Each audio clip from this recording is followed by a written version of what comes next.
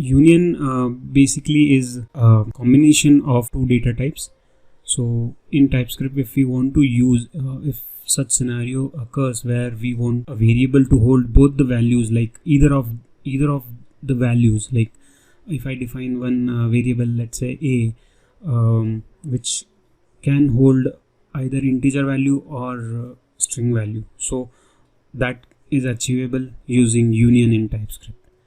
So let's see this in action with an example. So I'll define one variable called id. I hope it is not declared in the above in this file. So let id of type string as well as number. So I want id, a variable, to hold string or number data. So in this way I can define a union of those data types. So now id will hold either number or either string. So it's perfectly fine for this id variable to hold number and a string.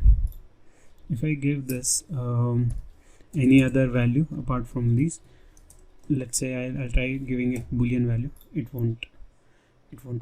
If I define this as a boolean number, I haven't tried this, let's try it.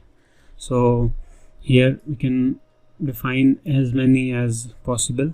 So our id variable now will hold string, either number or boolean type of data. So this is perfectly fine.